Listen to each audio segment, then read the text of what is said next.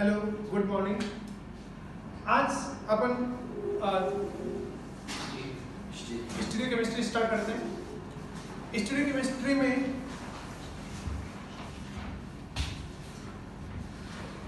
अगर बात की जाए तो स्टूडियो केमिस्ट्री में हमें स्टीरियो आइसोमर्स पढ़ना है। तो स्टीरियो आइसोमर्स में त्रिविम समावयी में एक तो आते हैं ज्यामितीय समावयी, ज्योमेट्रिकल समावयी आते हैं। ज्योमेट्रिकल समावयी कोई सिस और ट्रांस।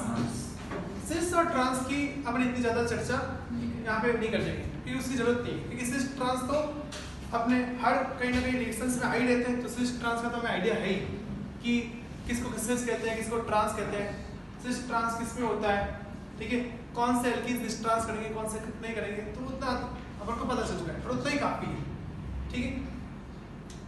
हमें जो त्रिविम समावयी में मेनली जो हमें पढ़ने हैं वो पढ़ने प्रकाश समावयी, ठीक है, ऑप्टिकल आइसोमर्स पढ़ने, प्रकाश समावयी पढ़ने, ऑप्टिकल आइसोमर्स पढ़ने, ठीक है। और ऑप्टिकल आइसोमर्स का, प्रकाश समावयी का हम थोड़ा बहुत आइडिया पहले ले चुके हैं कोऑर्डिनेशन कंपाउंड कि मतलब कि कौन से ना अणु होते हैं जो प्रकाश समावयी दर्शाते हैं। कौन से अणु प्रकाश समावयी दर्शाते हैं? जो प्रकाशीय रूप से क्या होते हैं, सक्रिय होते हैं।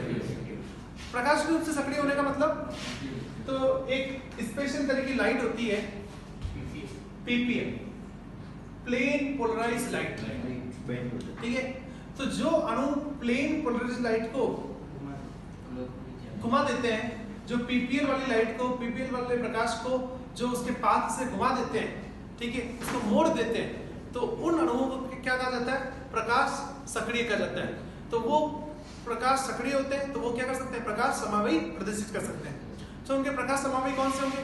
तो एक अणु वो खुद तो होगा जिसने पीपीएल को घुमाया है, तो एक तो वो खुद तो होगा, एक इसका दूसरा समावयी होगा जो क्या करेगा? पीपीएल को उसकी उल्टी दिशा में घुमाएगा।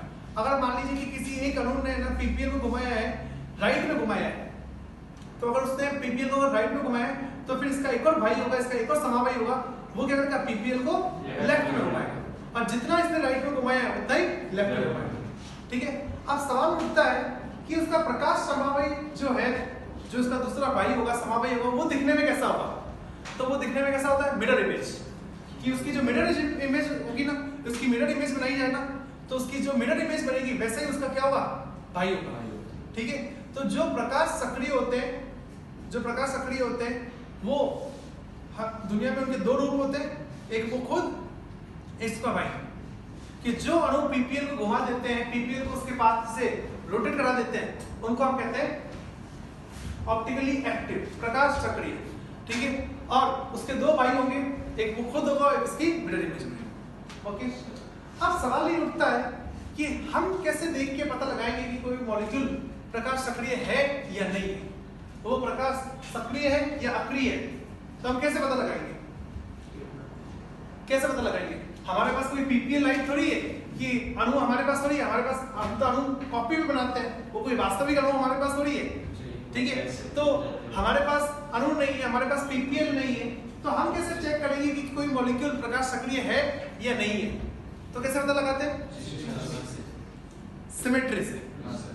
अगर कोई मॉलिक्यूल अनसिमेट्रिकल है, अगर कोई मॉलिक्यूल अनसिमेट्रिकल है तो वो डेफिनेटली क्या होगा? ऑप्टिकली एक्टिव होगा। अगर कोई मॉलिक्यूल अगर ना अनसिमेट्रिकल है, असमित है, तो वो पक्का डेफिनेटली ऑप्टिकली एक्टिव होगा, ठीक है। इसमें कोई अपवाद नहीं है, इस बात पे कोई अपवाद नहीं है। कोई अगर अनसिमेट्रिकल है तो वो डेफिनेटली ऑप्टिकली एक्टिव होगा, वो प्रकाश सक्रिय होगा, वो पीपीएल लाइट को क्या करेगा? घुमा देगा। अब सवाल ये उठता है कि हम कैसे पता लगाएं कि कोई ऑप्टिकली एक्टिव है या नहीं? तो कोई ऑप्टिकली एक्टिव है या नहीं है, सॉरी, हम कैसे पता लगाएंगे कि वो अनसिमेट्रिकल है या नहीं? तो आप इसको काट के देखो, काट के देखो, एक नाम बताना, plane of symmetry, POS, plane of symmetry, ठीक है। उसमें चेक करो क्या उसमें प्लेन ऑफ सिमेट्री है। अगर उसमें प्लेन ऑफ सिमेट्री है तो वो क्या होगा? सिमेट्रिकल होगा, तो वो क्या हो जाएगा? इनएक्टिव। अगर उसमें प्लेनर सिमेट्री नहीं है तो वो क्या होगा? अनसिमेट्रिकल, तो वो क्या होगा? एक्टिव। अब सवाल ये उठता है कि प्लेनर सिमेट्री कैसे चेक की जाती है? तो प्लेनर सिमेट्री कैसे चेक की जाती है? कि कोई एक ऐसा तल देखो कि जिस तल से काटने पे उसके बराबर दो हिस्से हो जाए। अगर किसी एक तल से आपको काटने पे अगर आपके दो बराबर हिस्से हो जाते हैं तो आप में क्या है? Plane of symmetry. तो अगर आप में प्लेन ऑफ सिमेट्री है तो आप क्या होंगे? इनएक्टिव होंगे। तो आप मुझे बताओ, क्या इसमें प्लेन ऑफ सिमेट्री है? Yes sir. हाँ, इसमें प्लेन ऑफ सिमेट्री है कि इस तल से अगर इसको काटा जाए तो ये बराबर दो हिस्सों में कट जाएगा। तो इसमें प्लेन ऑफ सिमेट्री है तो ये क्या होगा? इनएक्टिव। ऐसे काटा जाए तो कट जाएगा, इससे भी कट जाएगा। आप किसी एक तल से भी कट गए ना, किसी एक प्लेन से भी कट गए ना, तो आप क्या होंगे? इनएक्टिव। तो आप तो दो तल से कट रहे हो, आप तो ऐसे भी कर सकते हो, आप तो ऐसे भी कर सकते हो। ठीक है, क्या ये ऐसे कट सकता है? ऐसे ऐसे कट पाएगा? नहीं, ऐसे नहीं कट पाएगा, क्योंकि यहाँ पे ये साफ करने वाला ये कॉटन वाला पार्ट है, ठीक है, यहाँ पे नहीं है, तो यहाँ से नहीं कट पाएगा। लेकिन आप यहाँ से तो कट गए, तो किसी एक प्लेन से भी अगर आप कट गए तो आप क्या होंगे? सिमेट्रिकल। तो आप क्या हो जाओगे? इनएक्टिव। क्या इसमें प्लेन ऑफ सिमेट्री है? Yes sir. इसमें कैसे? ऐसे नहीं, ऐसे नहीं, ऐसे ऐसे। अगर आप इसको इस तल से काटो तो इसके बराबर दो हिस्से होंगे, तो इसमें क्या है? Plane of symmetry. ठीक है, क्या इसमें प्लेन ऑफ सिमेट्री है? Yes sir. हाँ, इसमें है। आप इसको ऐसे काट सकते हो, आप इसको ऐसे काट सकते हो, आप इसको ऐसे काट सकते हो, आप इसको ऐसे काट सकते हो।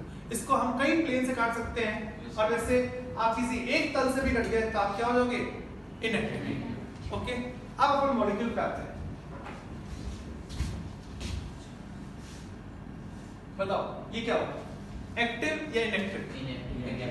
ये इनएक्टिव होगा, ये कट जाएगा, ये बराबर दो हिस्सों में कट जाएगा। ऐसे कट जाएगा, ये ऐसे कट जाएगा, ये ऐसे कट जाएगा, बराबर दो हिस्सों में कट जाएगा। ठीक है, और ढंग से देखो,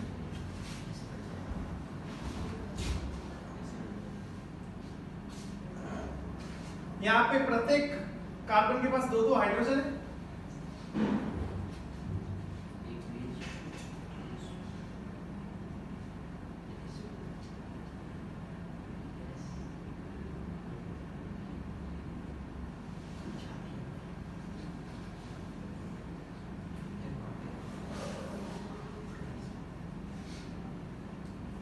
यहाँ पे प्रत्येक कार्बन के पास दो दो हाइड्रोजन है। ठीक है, आप जब इसको काटोगे ना तो ये हाइड्रोजन भी कट रहे हैं। देखो, ये कार्बन sp3 है, तो इसका एक हाइड्रोजन कैसे आ रहा होगा? ऐसे बाहर की तरफ आएगा, और एक हाइड्रोजन कैसे जाएगा? ऐसे अंदर की तरफ। ठीक है, इस कार्बन, ये कार्बन भी sp3 है, तो इसके पास भी दो H है, एक H ऐसे आएगा और एक H ऐसे अंदर की तरफ जा रहा होगा। इस कार्बन के पास भी दो H है, एक H ऐसे आएगा और एक H ऐसे अंदर की तरफ जाएगा। और जब आप इसको ऐसे काटोगे ना, तो ऐसे काटने पे ये कार्बन जो होगा ये बीच में से दो टुकड़ों में कट जाएगा। जो H ऐसे बाहर आ रहा है उसके भी दो टुकड़े हो जाएंगे, जो H ऐसे अंदर जा रहा है उसके भी आमने सामने दो टुकड़े हो जाएंगे। ये तो कार्बन नहीं कटेंगे और ना इनके H कटेंगे, और इनके H एग्जैक्टली आमने सामने मिल जाएंगे। इस कार्बन का एक H ऐसे जा रहा है, इसके पास भी कार्बन, यहाँ पे भी कार्बन है, इसके पास भी एक H है, वैसे जा रहा है। इस कार्बन के पास एक अंदर की तरफ H है, तो इस कार्बन के पास भी एक अंदर की तरफ H है। तो बिल्कुल इस तल से काटने में बराबर दो हिस्सों में कट रहा है। सारे एटम्स कटने चाहिए, ठीक है, सारे एटम्स कटने चाहिए, सारी चीजें सिमेट्रिकली कटनी चाहिए, तो आप क्या हो जाओगे? आया समझ?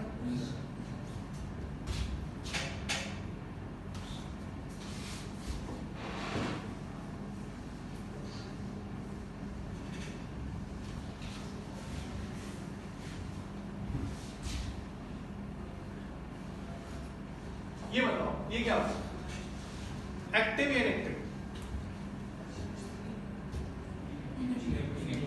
ये भी नेगेटिव होगा, ये ऐसे कट जाएगा, ऐसे। इस कार्बन के पास एक CH3 एक H है, तो CH3 अगर ऐसे बाहर की तरफ आ रहा है तो H कहाँ जाएगा?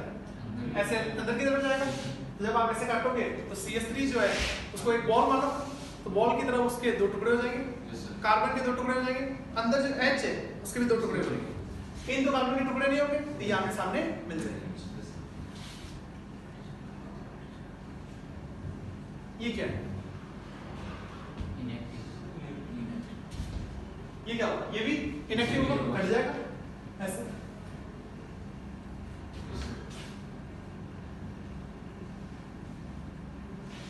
ये भी इनएक्टिव हुआ, ये भी बराबर दो हिस्सों में कट जाएगा। ठीक है,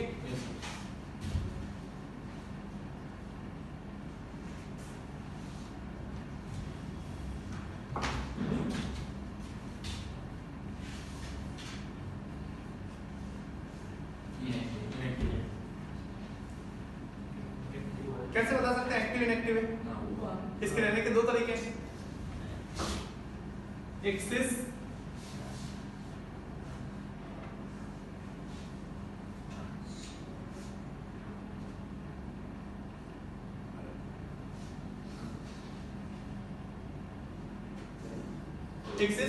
यहाँ पे दो सीएल है, तो दो सीएल एक तो ऐसे रह सकते हैं कि दोनों के दोनों सीएल बाहर हो, ठीक है, सेम साइड हो, तो सिस, और एक ऐसा हो सकता है एक सीएल अंदर हो एक बाहर हो, ट्रांस। अब बताओ सिस क्या होगा, एक्टिव या इनएक्टिव? इनएक्टिव, ये कट जाएगा इससे। ये सीएल दोनों आमने सामने मिल जाएंगे, ये क्या होगा, इनएक्टिव। ट्रांस क्या होगा, ट्रांस एक्टिव होगा, ट्रांस नहीं कटेगा क्योंकि इसका सीएल ऐसे बाहर की तरफ आ रहा है और इसका सीएल ऐसे अंदर की तरफ जा रहा है। ठीक है, तो इस कार्बन के पास यहाँ पे सीएल है, इस कार्बन के पास यहाँ पे एच है, तो यहाँ पे आमने सामने क्या मिल रहे हैं, एच और सीएल मिल रहे हैं, डिफरेंट परमाणु मिल रहे हैं, तो ये नहीं कट पाएगा, तो ये नहीं कट पाएगा, तो ये क्या होगा, एक्टिव। और ये एक्टिव है तो फिर इसका दुनिया में एक और भाई भी होगा। ठीक है, तो एक जना घुमाएगा लाइट को क्लॉकवाइज, तो एक जना घुमाएगा एंटी क्लॉकवाइज। आया समझ में? ठीक है, तो इस मॉलिक्यूल के अगर आइसोमर देखे जाए तो स्टीरियो आइसोमर कितने होंगे इस मॉलिक्यूल के? तीन होंगे, एक सिस और ट्रांस वाले दो। ठीक है, और ऑप्टिकल एक्टिव देखे जाए तो ऑप्टिकल एक्टिव वाले ये दो, ये ट्रांस और किसका भाई,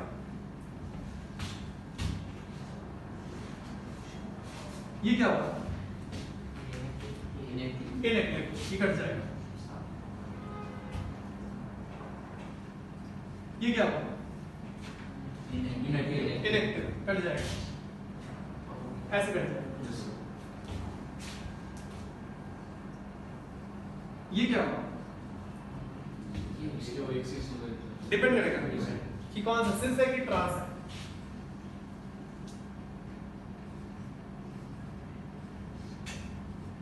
ये सिस, ये ट्रांस।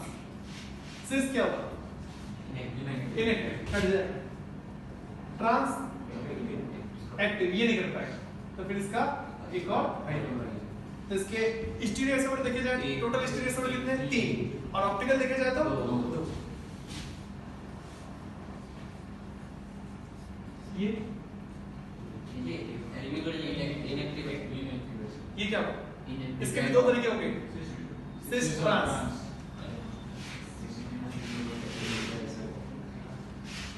दोनों सीएल सेम साइड बाहर की तरफ आ रहे हैं, और ये कैसा हो सकता है कि एक का सीएल बाहर आ रहा है और एक का सीएल अंदर से। ठीक है, अब बताओ इसका सिस क्या होगा, इनएक्टिव, कट जाएगा ऐसे। और ट्रांस, ट्रांस भी इनएक्टिव, ट्रांस भी कट जाएगा, ट्रांस भी कट जाएगा, ये ऐसे कट जाएगा। देखो इस कार्बन का अगर ऐसे सीएल बाहर आ रहा है और इस कार्बन का सीएल इस कार्बन का ऐसे सीएल बाहर है, तो इस कार्बन का सीएल ऐसे बाहर नहीं है, भले वो अंदर है, तो तिरछा अपन काटेंगे ऐसे, तिरछा तिरछा अगर चाकू चलाएंगे जब ये कटेगा तो ये सीएल बाहर की तरफ आ रहा है, इसके दो टुकड़े हो जाएंगे। ठीक है, आगे चलेंगे तो कार्बन कट जाएगा, इसका भी कार्बन कट जाएगा। यहाँ पे बाहर की तरफ एच है तो वो कट गया, एच बाहर की तरफ आ रहा है, उसके दो टुकड़े हो गए, एक आधा इधर आधा इधर। अंदर जब अपन चाकू चलाएंगे तो अंदर की तरफ ये सीएल है, उसके दो टुकड़े हो जाएंगे, एक आधा इधर एक आधा इधर। ठीक है, तो ये भी कट रहा है कि आप ऐसे तिरछा काट दो, ये सीएल बाहर की तरफ आ रहा है, ये सीएल ऐसे अंदर की तरफ जा रहा है। ठीक है, भले इसका सीएल ऐसे बाहर नहीं है, इसका भले अंदर है लेकिन कट जाएगा। आप ऐसे तिरछा काटो तो तिरछा काटो तो सैंडविच की तरह कट जाएगा ना। ये सीएल जो होगा दो सीएल लेंगे, एक इधर एक ऊपर एक नीचे, ऐसे आगे चलोगे तो इसके सीएल के दो टुकड़े हो जाएंगे, आधा ऊपर आधा नीचे, पर ये दोनों कार्बन आमने सामने मिल जाएंगे। हाँ यार, तो इसमें दोनों ही क्या है, इनएक्टिव, समझे? लिखिए कौन सा CS3 वाला इसमें क्या बता है? बस बैठ जाएगा सीधा। किसका? CS3 में 3 हाइड्रोजन है। एक तो सर उसके साथ में प्लेन नहीं एक हाँ एक इसके साथ प्लेन में है, ठीक है, तो वो तो कट जाएगा। और जो इसके पास 2 H होंगे, एक इधर होगा एक इधर होगा।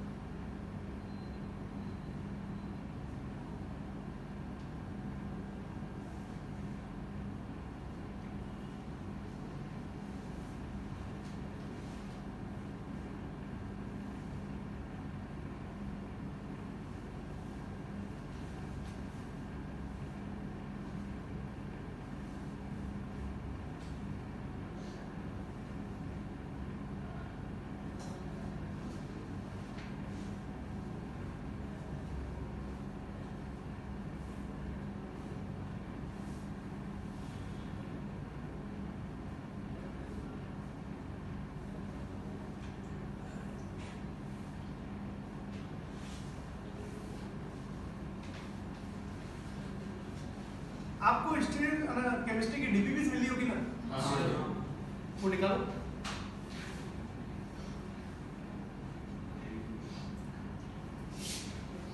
कब दी तो इनको तो ध्यान ही नहीं। एक हफ्ते पहले दी थी। वो अब वो पता ही नहीं है इसमें। स्टूडेंट केमिस्ट्री की डीपीपी देखो निकालो। से 6 डीपीपीस मिली थी।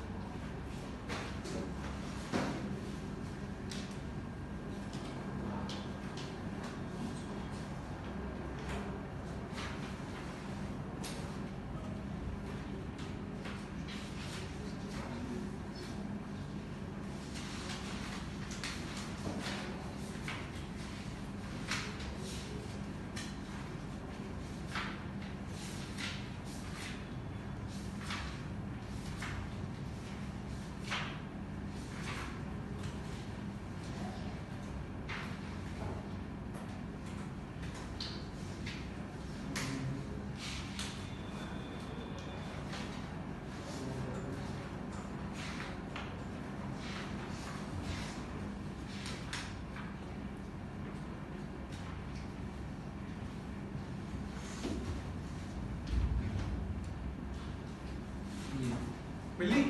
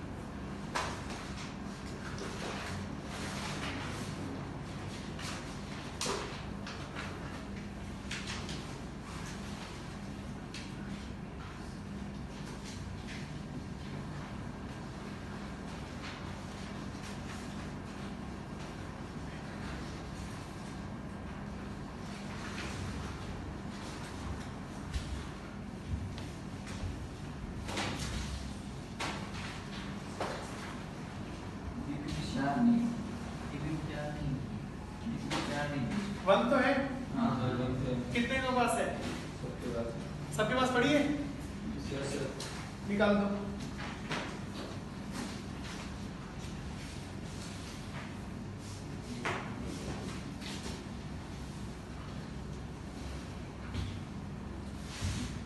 मिल गई?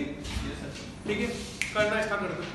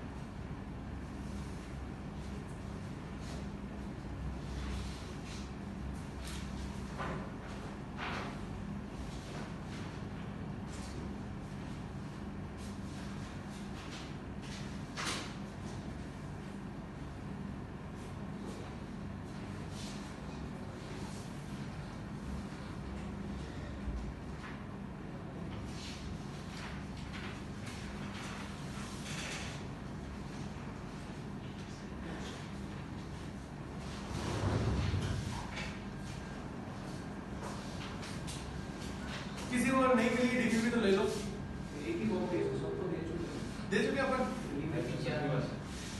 हाँ, डीपीपी 1 है सबके पास? ठीक है, ओके। डीपीपी 4 नहीं मिली?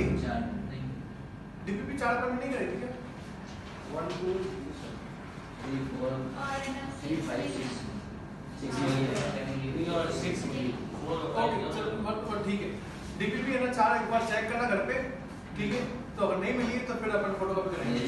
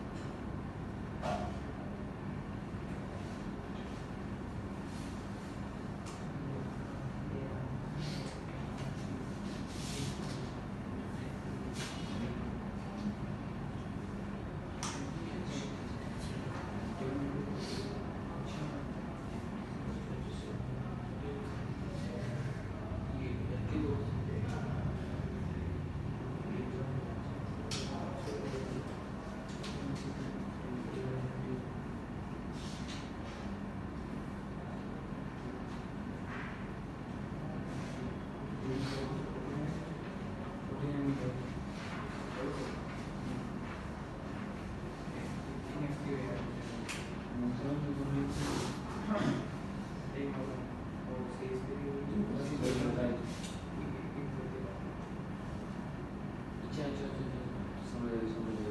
थैंक यू ओके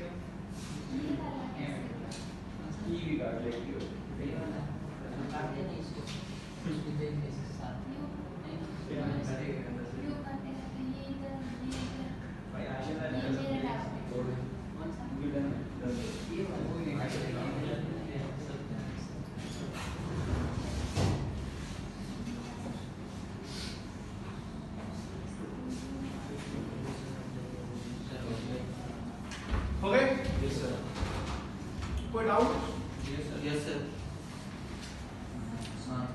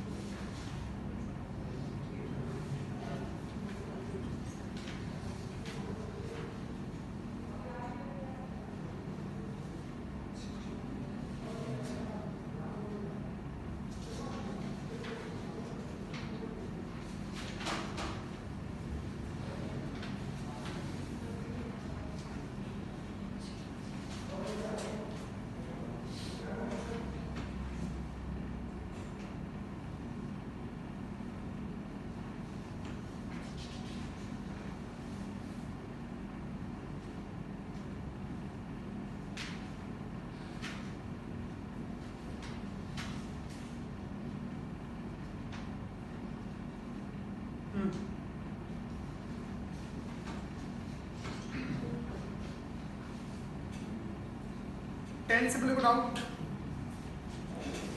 20 से पहले कौन सा 16। देखो 16 के अंदर आपके पास इस कार्बन से क्लोरीन जुड़ा हुआ है और ब्रोमीन जुड़ा हुआ है, ठीक है। तो क्या होगा, एक जना अंदर जा रहा होगा और एक जना बाहर आ रहा होगा, ठीक है। तो जैसे Br अगर ऐसे बाहर की तरफ आ रहा है तो Cl ऐसे अंदर की तरफ जाएगा। क्या ये कटेगा या नहीं कटेगा? कट जाएगा। ऐसे तिरछा कट जाएगा कि जिससे यहाँ पे अगर बात करें Br ऐसे बाहर की तरफ आ रहा, Cl से अंदर की तरफ जा रहा है। अगर आप तिरछा प्लेन से काटो तो Br के ऐसे दो टुकड़े हो जाएंगे सैंडविच तक, आगे चलोगे कार्बन के दो टुकड़े हो जाएंगे और आगे चलोगे तो Cl के भी दो टुकड़े हो जाएंगे। तो ये ऐसे इस प्लेन से कट, इस प्लेन से ऐसे कट जाएगा।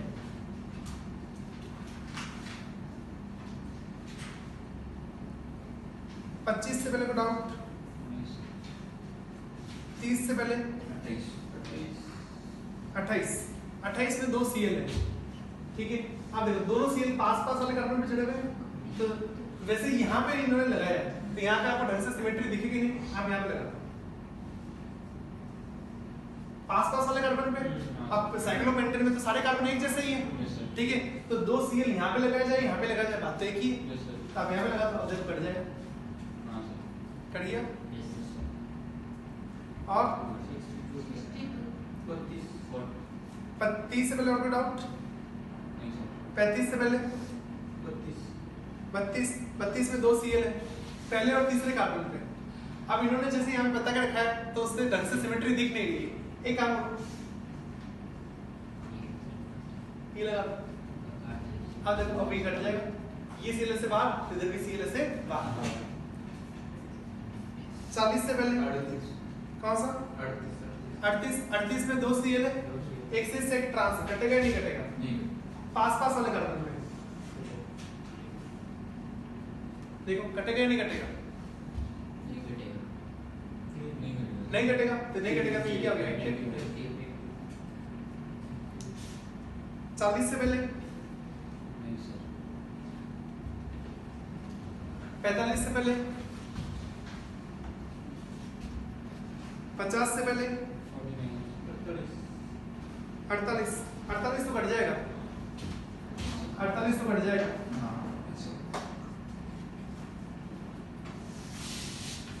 इस वाले तरह से कि Cl से बाहर आ रहा, Br से अंदर जा रहा है, तो इस तल से काटो, Cl जो बाहर आ रहा है उसके 2 टुकड़े हो जाएंगे, इस कार्बन के 2 टुकड़े हो जाएंगे, नीचे चलोगे इस कार्बन के 2 टुकड़े हो जाएंगे। अब आप इस तल से काट रहे हो तो इसी तल में अंदर Br है तो उसके भी 2 टुकड़े हो जाएंगे।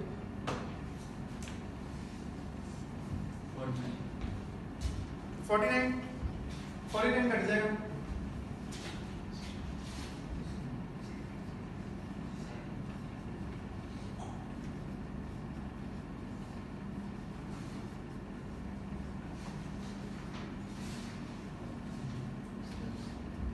ऐसे इस तल से कट जाएगा, ठीक है।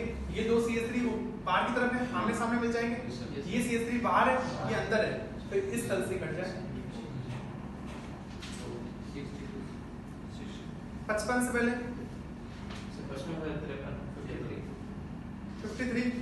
53 साइक्लोपेंटेन है, साइक्लोपेंटेन में 2 OH लगे हुए हैं, सिस में कि ट्रांस में? ट्रांस में।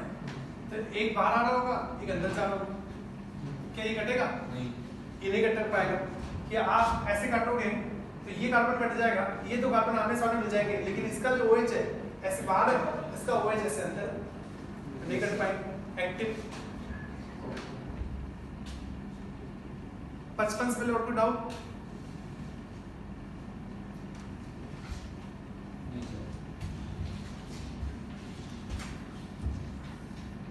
साठ से पहले 65 से पहले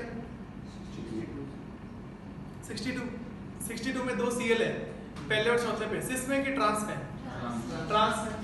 तो इधर ट्रांस में कटेगा या नहीं कटेगा? कट जाएगा इस वाले तल से।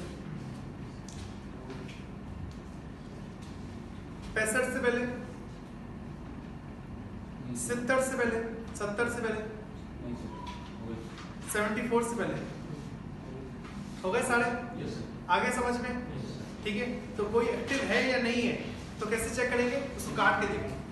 ठीक है, किसी एक तल से भी अगर वो कट गया तो वो क्या होगा? इनएक्टिव।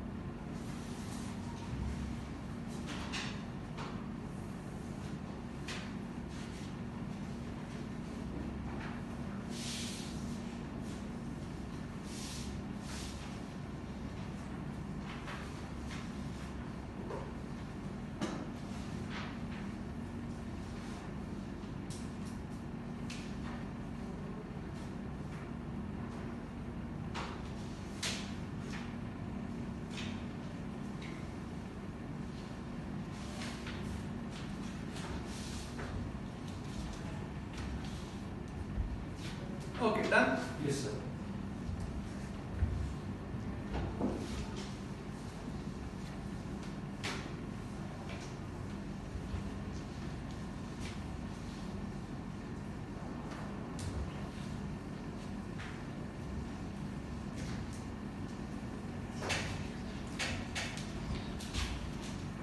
तो ये बात हो गई एक्टिविटी की। कोई एक्टिव होगा या नहीं होगा तो कैसे पता करते हैं? काट के देखते हैं। अब अगली बात अपन करते हैं chiral carbon. Chiral carbon, chiral carbon क्या होता है? कायरल कार्बन वो होता है जिस कार्बन के चारों बॉन्ड क्या हो? अलग अलग समूह से जुड़े हुए हो। तो अलग अलग समूह से जुड़े हुए हो तो उस कार्बन को अपन क्या कहते हैं? कायरल कार्बन कहते हैं। ठीक है, ये परिभाषा तो आपको पहले भी आती थी। चलिए मैं आपसे पूछता हूँ, किसी एल्केन को अगर अपने अंदर एक कायरल कार्बन चाहिए तो वहां पे कम से कम कितने कार्बन होने चाहिए? किसी एल्केन को अगर ना अपने किसी एक कार्बन को कायरल बनाना है तो मिनिमम वहां पे एक कायरल कार्बन के लिए एल्केन कितने कार्बन का होना चाहिए? नहीं, एल्केन होना चाहिए।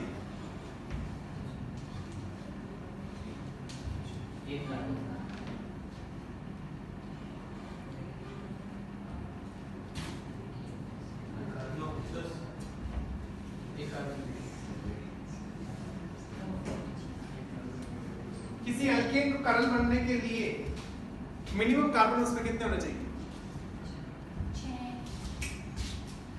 10, 4, सारे बोल दो। सारे ग्रुप कार्बन के होने चाहिए। बाकी सारे ग्रुप कार्बन के ही होने चाहिए। 10 मिनिमम पूछा, मिनिमम।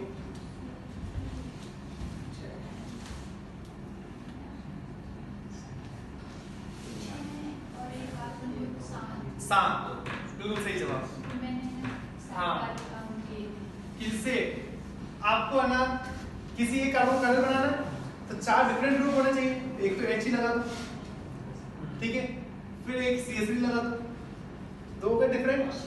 अब 2 और डिफरेंट क्या लगा सकते हैं? एक इथाइल लगा दो और एक प्रोपाइल लगा दो। हो गया कार्बन कायरल। हो गए 4 डिफरेंट ग्रुप। हाँ या ना? ठीक है, तो एक एल्केन को अगर कायरल बनना है तो मिनिमम कार्बन कितने होने चाहिए? 7 होने चाहिए। एल्कीन के लिए ये CH2 इधर भी CH2 कौन? इधर CH2 है, इधर भी CH2 है। ग्रुप देखा जाता है, ग्रुप समूह देखा जाता है। मैंने क्या लिखा? ग्रुप्स। पूरा ग्रुप डिफरेंट होना चाहिए। तो पूरा ग्रुप तो डिफरेंट है, इधर इथाइल है, इधर प्रोपाइल। भले ये CH2 ये CH2 है, एक ग्रुप तो पूरा अलग है ना। प्रोपाइल ये इथाइल। Yes sir. एल्कीन के लिए कितने चाहिए? एल्कीन के लिए 5,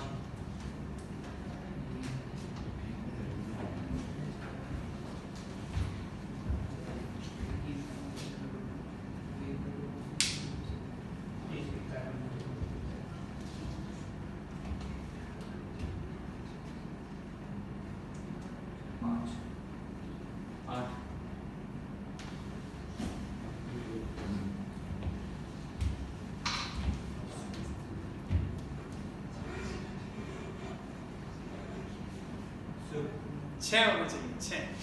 जैसे एक कार्बन ले लो, इसको कार्बन बनाना है तो एक तो H लगा दो, एक CH3 लगा दो, ठीक है। अब एल्कीन है, एल्कीन होना चाहिए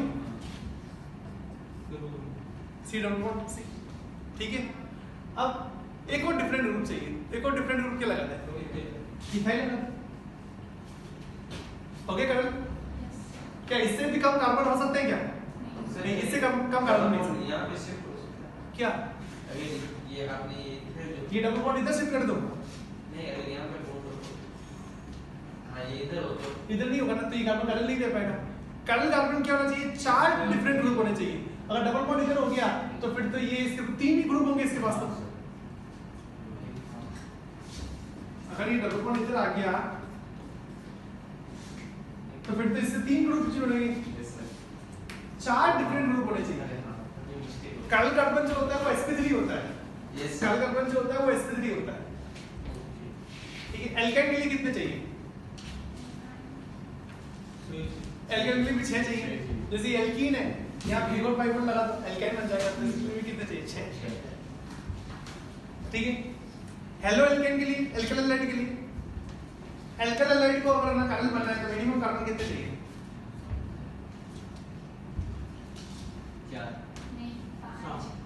कितने चाहिए? 4 ही चाहिए, 4 चाहिए। हो गया, देखो ये कार्बन कार्बन।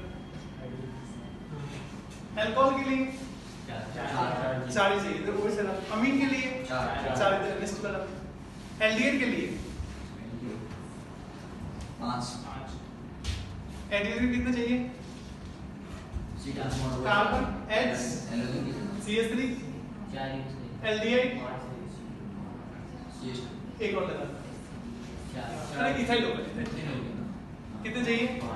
5 चाहिए। कीटोन के लिए एल्डिहाइड के लिए 5, कीटोन के लिए एक और CH3 लगा, 6 चाहिए। आया समझ में? ठीक है, ओके। चलिए कर दूंगा आप ये।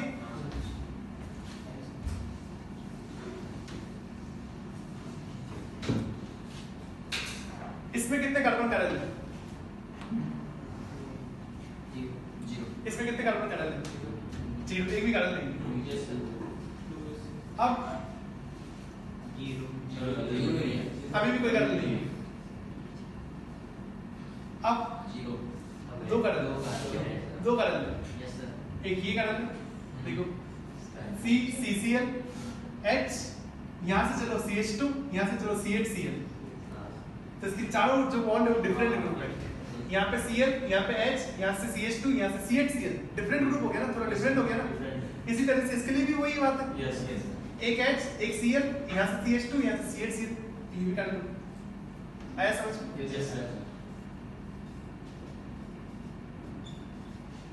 इसमें कितना? एक भी नहीं। यहाँ से चलो तो भी CCl, यहाँ से चलो यहाँ से भी CCl, दोनों तो सेम आ रहा है, तो कोई भी कार्बन नहीं।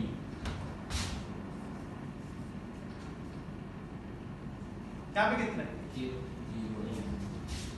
अब 0, एक भी नहीं। अब 2 हो जाएंगे, एक ये, एक ये, ठीक है।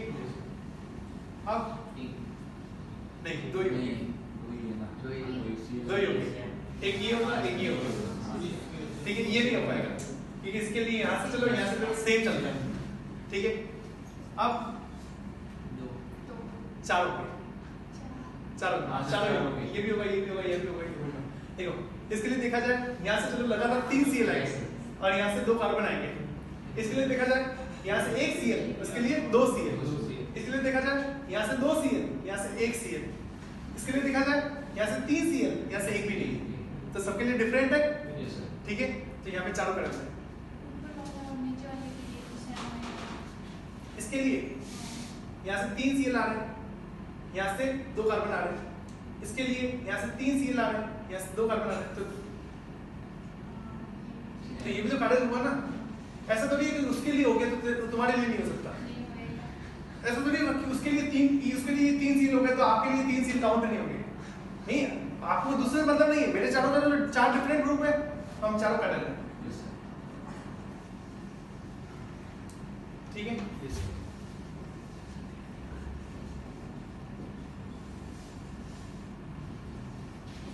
इसमें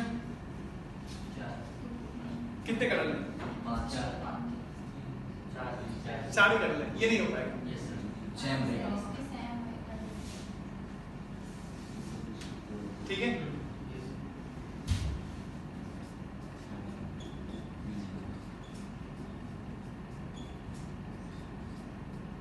इसमें 0 एक भी नहीं आया, समझ लीजिए। ठीक है। किसी साइक्लिक कंपाउंड को अगर कडल होना है तो मिनिमम कार्बन कितने चाहिए? किसी साइक्लिक कंपाउंड को कडल कार्बन अगर चाहिए, कडल कार्बन अगर उसको लाने हैं, 3 कौन सा? वो बड़ा पहला ऑप्शन कोई कार्बन ही होने चाहिए, 6 कार्बन ही होने चाहिए। कार्बन होने चाहिए। जो डिफरेंट ग्रुप उसके पास होने चाहिए, कार्बन ही होने चाहिए, कार्बन के अलावा नहीं होना चाहिए। हेटेरोसाइक्लिक की बात नहीं कर रहा हूँ, होमोसाइक्लिक ही होना चाहिए। होमोसाइक्लिक मतलब समझ गए? चारों तरफ से कार्बन ही होने चाहिए। यहाँ तो Cl है मिनिमम।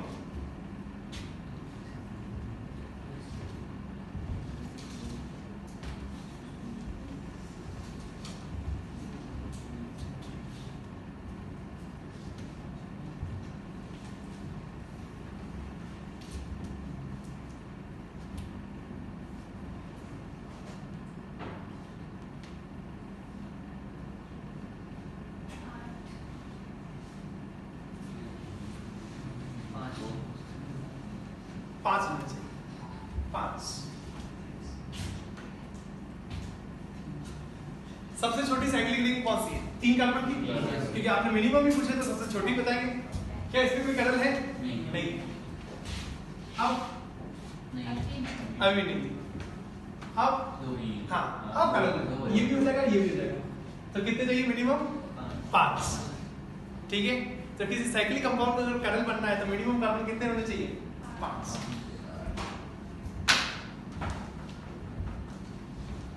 आया समझ में? कडल कर दो।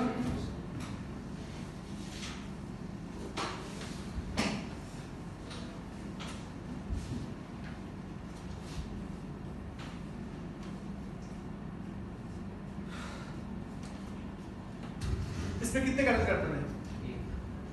कौन सा? बीच वाला। बीच वाला।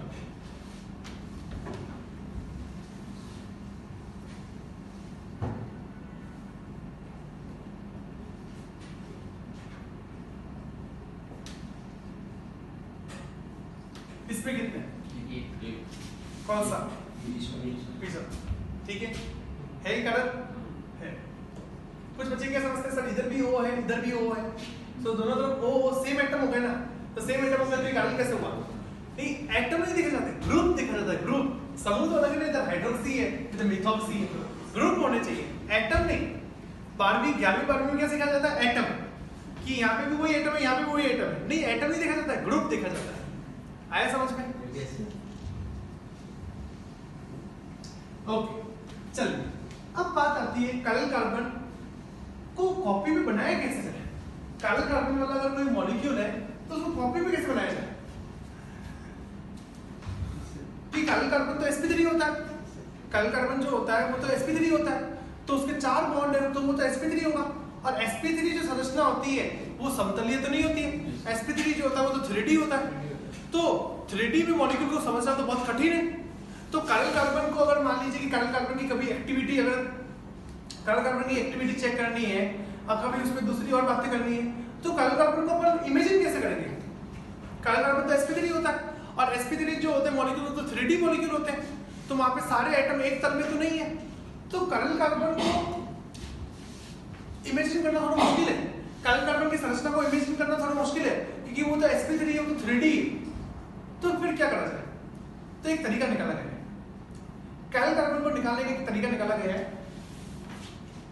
Fisher projection. कडल कार्बन को किसी मॉलिक्यूल में अगर कडल कार्बन है तो उसको बनाने का एक तरीका निकाला गया है, Fischer projection. Fischer projection, Fischer projection कि अगर कडल कार्बन को अगर आपको समझना है ढंग से, आपको उसकी स्टडी करनी है तो कैसे करें? हम तो ज्यादातर जो है ना स्टडी करते हैं पेपर पे करते हैं, हम कुछ सोच के थोड़ी करते हैं, ठीक है? तो काइल कार्बन तो sp3 है, तो उसको सोचा कैसे जाए? बहुत मुश्किल है कि भाई उसको है ना 4 डिफरेंट ग्रुप है, तो 3D में उसको बार-बार इमेजिन करना कठिन हो जाएगा।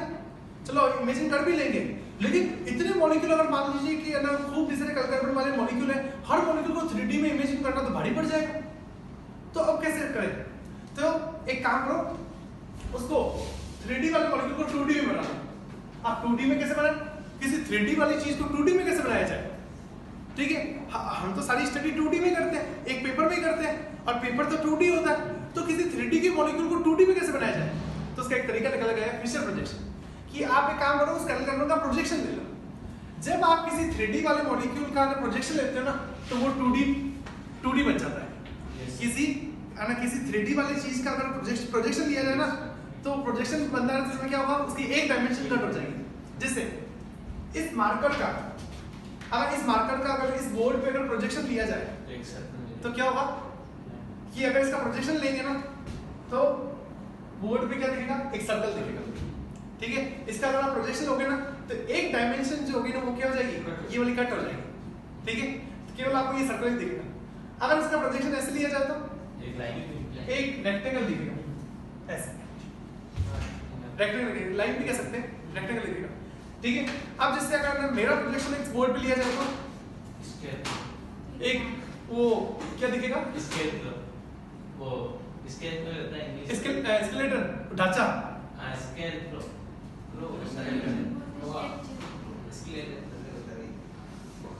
क्या कह रहे हो तुम? पुतला, स्टेच्यू,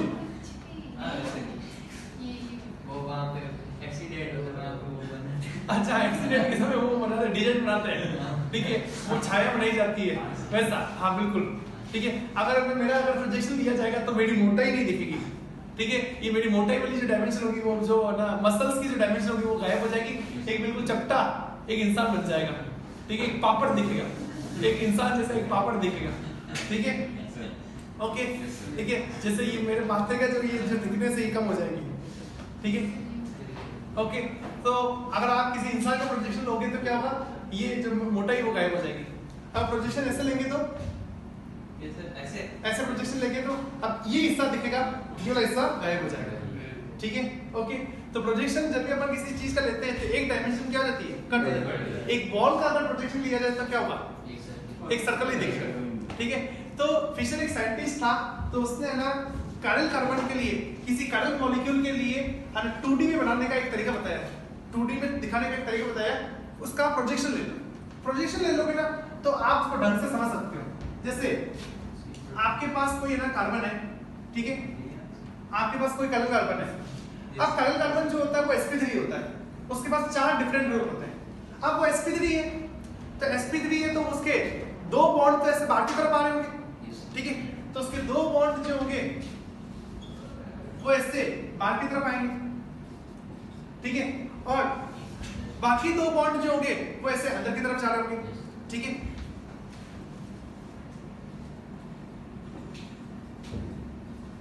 हो गया sp3 कि मतलब कि ये इस तरीके से होगा। कोई भी अगर काइल कार्बन अगर देखा जाए ना तो उसके 2 बॉन्ड तो ऐसे बाहर की तरफ आएंगे, ठीक है? और बाकी 2 बॉन्ड कैसे होंगे? एक ऐसे अंदर की तरफ जा रहा होगा, जैसे मान लो कि यहाँ पे मेरे सिंग लगा हुआ है, ठीक है? तो वो सिंग कैसे ऐसे अंदर की तरफ जा रहा होगा, तो एक बॉन्ड उसका ऐसे अंदर की तरफ जा रहा होगा। और मान लो एक मेरी पूंछ लगी हुई है, ठीक है? तो एक जैसे पूंछ होगी ना, पूंछ कैसे पीछे की तरफ जा रही होगी, ऐसे एक चौथा ग्रुप ऐसे पीछे की तरफ जा रहा होगा, ठीक है? तो 2 बॉन्ड जो होंगे वो ऐसे बाहर की तरफ आएंगे और 2 बॉन्ड होंगे ऐसे पीछे की तरफ जा रहे होंगे, ठीक है? ऐसे ही होगा sp3 बन गया। sp3 चतुष्फलकीय ऐसे बनाते हैं ना, परफेक्ट जो चतुष्फलकीय बनाना होता है, ये कार्बन बीच में, 2 ग्रुप ऐसे ऊपर, 2 ग्रुप ऐसे नीचे, ऐसे ही बन रहा है कि 2 ग्रुप ऐसे बाहर और 2 ग्रुप ऐसे अंदर, ठीक है? अब इसका प्रोजेक्शन लिया जाए तो कैसा होगा? इसका अगर प्रोजेक्शन लेंगे, जो 2 बॉन्ड ऐसे बाहर आ रहे हैं तो प्रोजेक्शन में कैसे चले जाएंगे? ऐसे चले जाएंगे, ठीक है? और जो 2 बॉन्ड ऐसे अंदर जा रहे हैं वो कैसे बन जाएंगे? ऐसे एक तरीके से एक प्लस बन जाएगा, एक प्लस बन जाएगा। अगर इसका फिशर प्रोजेक्शन लिया जाए 2D में, अगर इसका प्रोजेक्शन लिया जाए तो वो प्रोजेक्शन ऐसा बन जाएगा। आया समझ में? ठीक है, ये होता है फिशर प्रोजेक्शन कि किसी 3D वाले मॉलिक्यूल को 2D में दिखाना, उसको हम कहते हैं फिशर प्रोजेक्शन। आया समझ में? ठीक है, तो आज के बाद अपन जितने भी कलर कार्बन को बनाएंगे ना, किसमें बनाएंगे? 2D में बनाएंगे, क्योंकि 3D में समझना बहुत मुश्किल है। हम तो सारी बातें 2D में पढ़ते हैं, तो उसको 2D में दिखाएंगे। ओके, अब जिससे किसी मॉलिक्यूल के अंदर 2 कलर कार्बन है,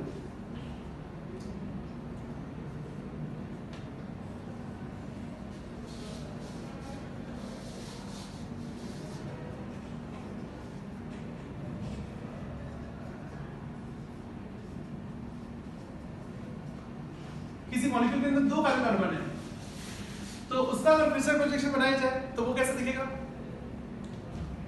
कि यहाँ पे 2 कलर कार्बन है, जैसे ऊपर वाला कलर कार्बन, उसके पास ऐसे 2 ग्रुप है, प्रोजेक्शन लेंगे तो वो कैसे छप जाएगा? ऐसे।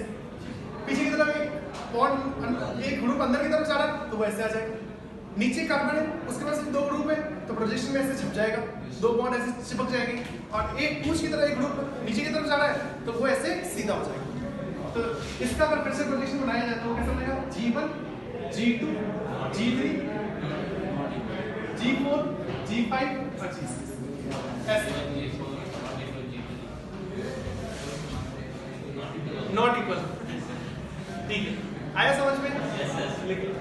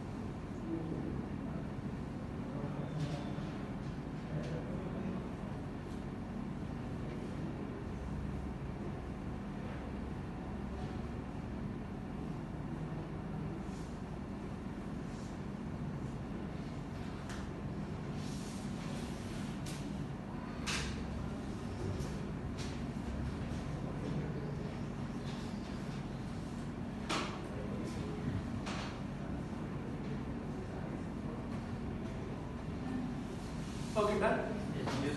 अब एक बात सुनना, जब है ना किसी मॉलिक्यूल में अगर एक कलर कार्बन होगा ना, अगर किसी मॉलिक्यूल के अंदर एक कलर कार्बन है तो वो मॉलिक्यूल पक्का ऑप्टिकली एक्टिव होगा। अगर आपके पास एक कलर कार्बन है ना तो आप डेफिनेटली क्या होगे? ऑप्टिकली एक्टिव, वो मॉलिक्यूल एक्टिव होगा। लेकिन अगर एक से ज्यादा कलर कार्बन है तो जरूरी नहीं, वो एक्टिव हो भी सकता है, नहीं भी हो सकता है। ठीक है, जैसे अगर अपन जैसे बात करें किसी मॉलिक्यूल में अगर एक कलर कार्बन है तो वो पक्का ऑप्टिकली एक्टिव होगा। जैसे ये वाला मॉलिक्यूल है, इसमें एक कलर कार्बन है, ठीक है, तो ये पक्का ऑप्टिकली एक्टिव होगा, ये किसी भी प्लेन से नहीं कटेगा। क्या आप इसको ऐसे कर सकते हो? नहीं कर पाएंगे। क्या ये ऐसे कटेगा? नहीं कटेगा। ठीक है, अब सुनना, कुछ बच्चे कहेंगे कि सर ये ऐसे तो कट जाएगा, मॉलिक्यूल वाले तल से, आणविक तल से तो कट जाएगा सैंडविच की तरह। नहीं, हमेशा ध्यान रखना, फिशर प्रोजेक्शन में कभी भी आप ऐसे मत काटना, जब भी आपको फिशर प्रोजेक्शन में सिमेट्री चेक करनी हो ना, कि फिशर प्रोजेक्शन आपको दे रखा है और उससे चेक करना है कि ये ना एक्टिव है या इनएक्टिव है, तो कभी भी आप उसमें ये वाली प्लेनर सिमेट्री मत लेना, ये गलत मानी जाएगी। क्यों? क्योंकि ये मॉलिक्यूल प्लेनर नहीं है। क्योंकि कुछ बच्चे कहेंगे कि सर ये तो प्लेनर है, ये तो प्लेनर है, तो ये अपना आर्बिटल से कट जाएगा। लेकिन आप सोचो क्या ये प्लेनर है? नहीं, ये प्लेनर नहीं है, तो हमने बनाया है इसको ऐसे, हमने इसका प्रोजेक्शन लेके इसको प्लेनर बनाया है, लेकिन वास्तव में प्लेनर नहीं है, वास्तव में तो नॉन प्लेनर है। तो इसके पास कोई अपने मॉलिक्यूलर प्लेन वाली सिमेट्री नहीं होगी, आणविक तल में कोई सिमेट्री नहीं होगी। इसलिए फिशर प्रोजेक्शन जब भी देखा हो उसमें कभी भी सिमेट्री चेक करनी हो तो ये वैसे मत चेक करना, आप भले ऐसे काट के देख लेना, ऐसे काट के देख लेना, ये वाली कभी मत चेक करना, ये गलत मानी जाएगी क्योंकि ये वास्तव में प्लेनर नहीं है। ओके, तो आप देख लो कि क्या इसमें कोई बाकी दूसरी कोई सिमेट्री बैठी है क्या? क्या बाकी किसी प्लेन से कट रहा है क्या? नहीं कट रहा है। तो मतलब कि अगर अपन बात करें एक अलग कार्बन होगा ना, तो डेफिनेटली वो मॉलिक्यूल क्या होगा? Optically active. ठीक है, लेकिन एक से ज्यादा अलग कार्बन है तो वो एक्टिव हो भी सकता है, नहीं भी हो सकता है। जैसे अगर अपन बात करें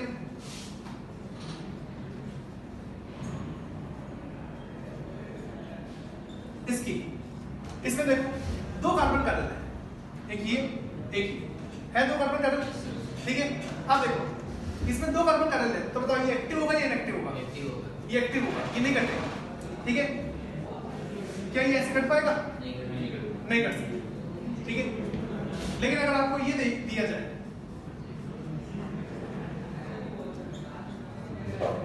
इसमें कितने पैरेलल है बताओ? इसमें भी दो पैरेलल है, एक ये कार्बन पैरेलल CH3DH और एक ये बड़ा सा डिफरेंट ग्रुप, तो ये कार्बन पैरेलल है, और ये भी पैरेलल है HDCH3 और एक बड़ा सा ग्रुप, तो इसमें भी दो कार्बन पैरेलल है। लेकिन क्या ये एक्टिव है? नहीं, एक्टिव नहीं है, ये ऐसे कट जाएगा। ठीक है, ये बिल्कुल ऐसे बराबर दो हिस्सों में कट जाएगा। ठीक है, तो एक से ज्यादा अगर कार्बन हो तो वो एक्टिव हो भी सकता है, नहीं भी हो सकता है। ये एक्टिव है लेकिन ये इनएक्टिव। आया समझ में? ठीक है, अब देखो और देखो, इसमें ये दो कार्बन पैरेलल, इसमें दो कार्बन पैरेलल।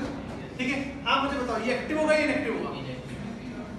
ये डिपेंड करता है, अगर सिस होगा तो इनएक्टिव हो जाएगा, ट्रांस हो गया तो एक्टिव हो जाएगा। तो देखो अगर एक से ज्यादा कार्बन होंगे तो एक्टिव हो भी सकता है, नहीं भी हो सकता है। समझ में आया?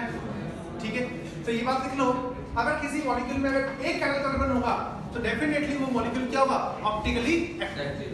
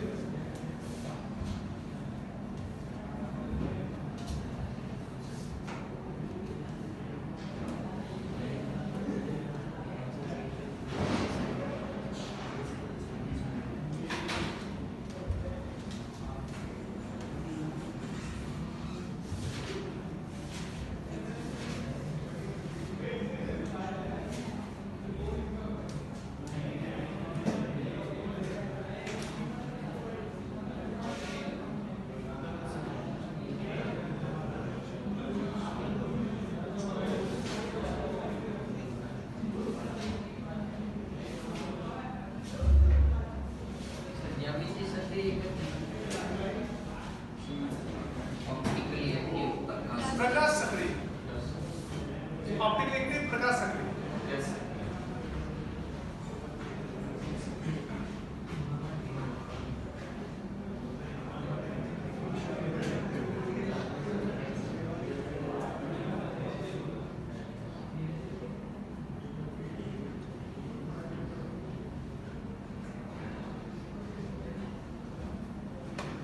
Okay, done. समझ में आई स्टीरियो? ठीक है, पता चला स्टीरियो केमिस्ट्री? ठीक है, तो स्टीरियो केमिस्ट्री सिंपल ही है, बस इसको थोड़ा तरीके से पढ़ना जरूरी है। तो आज जो पढ़ाया उसको ढंग से घर पे जाकर रिवाइज करना। ठीक है, और कल ये सारी डीपीपीस लेके आना, जितनी भी डीपीपीस आपको मिल चुकी है ना वो सारी लेके आना। कल इसमें अपन और टॉपिक पढ़ेंगे तो साथ में डीपीपी भी करते जाएंगे। जब मतलब कल क्लास नहीं है क्या? कल छुट्टी है। ठीक है, जब क्लास हो चल